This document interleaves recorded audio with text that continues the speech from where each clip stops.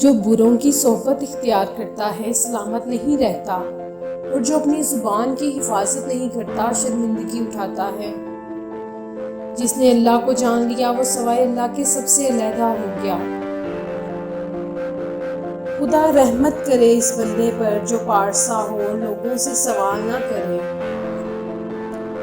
منافقت کی دوستی سے کھلم کھلا دعوت بہتر ہے۔ نفس خدا کا دشمن ہے، اس لیے اپنے نفس کا دشمن خدا کا دوست ہے۔ انسان اپنے اعمال میں تو آزاد ہے، لیکن اس کی آزادی لامحدود نہیں، اس لیے کہ اس کے اختیار میں کچھ شائبہ جبر بھی ہے۔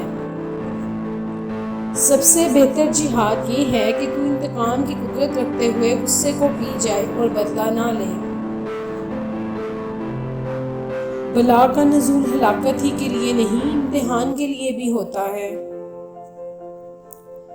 دل کی آنکھ عبادات سے کھلتی ہے، اس کی رسائی لامکان تک ہے، اور کائنات کا کوئی راز اس سے پنہا نہیں۔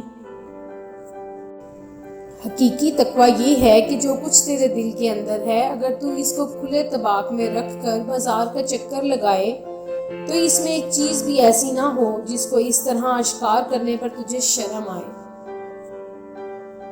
متکبر اطاعت کرنے والا عاصی ہے، اور عاصی عذر کے سبب اطاعت کرنے والا ہے۔ دنیا کا سب سے بڑا زہد یہ ہے کہ لوگوں کی ملاقات سے کنارہ کش ہو جا۔ کم عمر والے کے گناہ اپنے سے کم جان کر اس کی عزت کرو۔ کسی برائی کو معمولی سمجھ کر اختیار نہ کرو، ممکن ہے خدا اسی سے ناراض ہو جائے۔